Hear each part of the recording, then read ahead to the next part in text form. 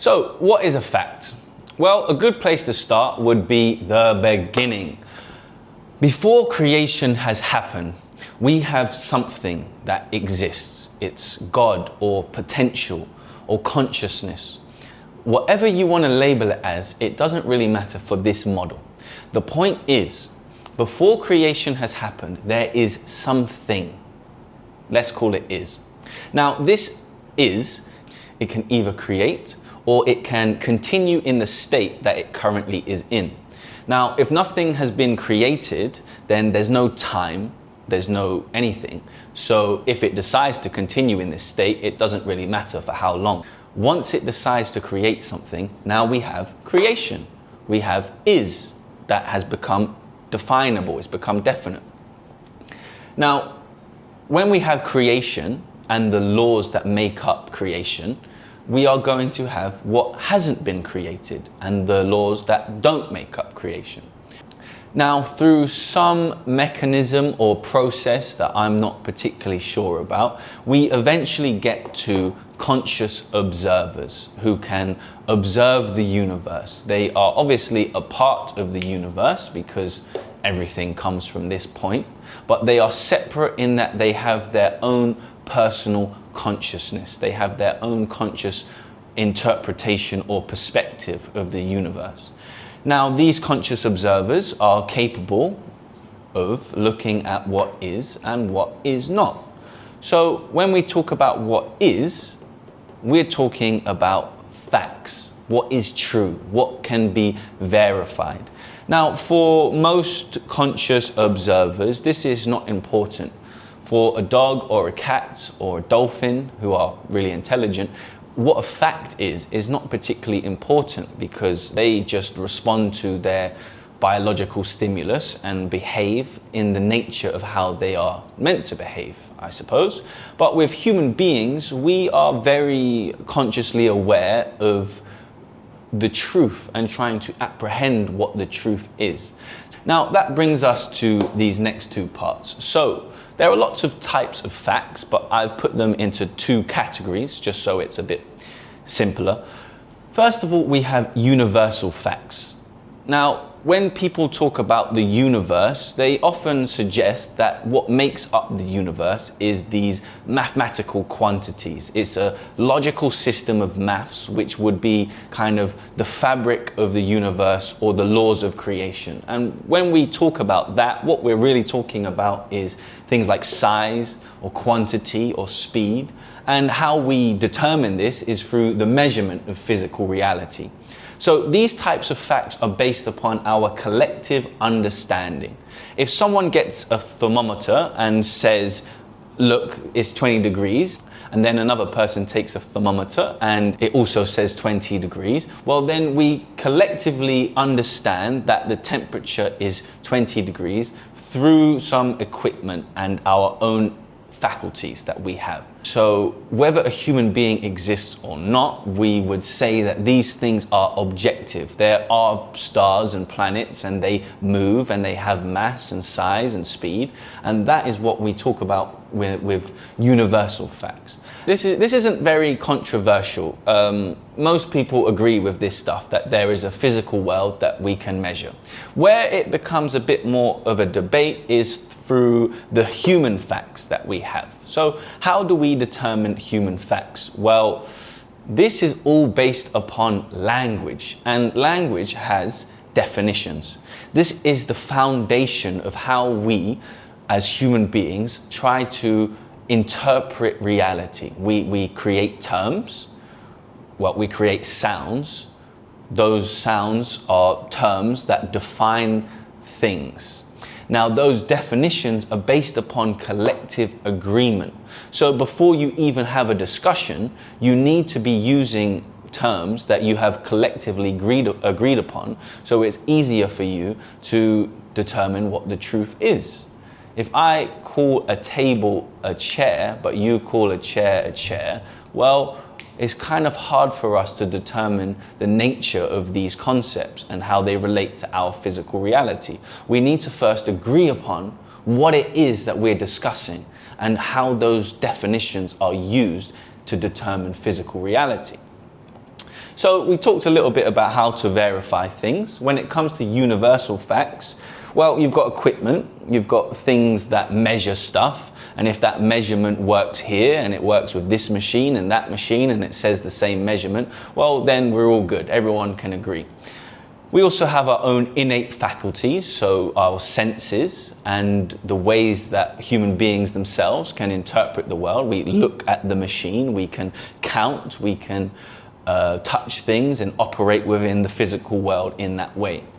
When it comes to human facts, the main way to determine that something is truthful or factual is if the language you're using corresponds to the laws of logic. Okay?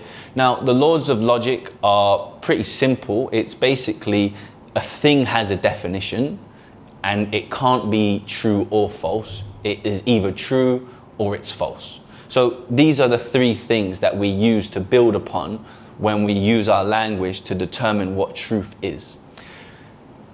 It's very easy to actually make a mistake here. There's lots of logical fallacies that people use, and it can be quite disheartening when you're trying to have a conversation about truth. So the reason why I'm even making this video is because if you believe that facts are subjective, which I obviously don't, I believe there is an objective reality, then it's very hard to determine what the truth is.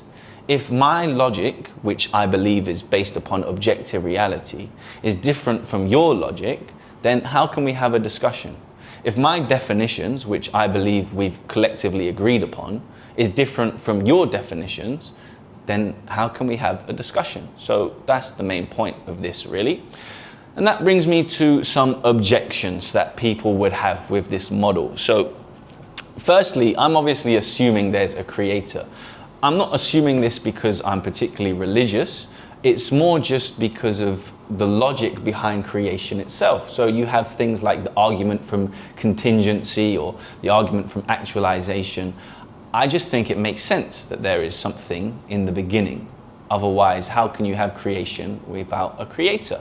If everything just comes randomly, then well, it's all random, and how do we understand it? So the second premise is obviously that I believe we have some sort of capabilities that give us the ability to understand the physical world. I believe that just makes sense based on my observation of the world. If we didn't have the capabilities to understand truth and discuss truth and interact with reality, then how could we create all these things? How could we communicate? So these are premises that I hold that you might disagree with, but I think there are some logical reasons for them. Now, there are some other things that are a bit harder to dismiss.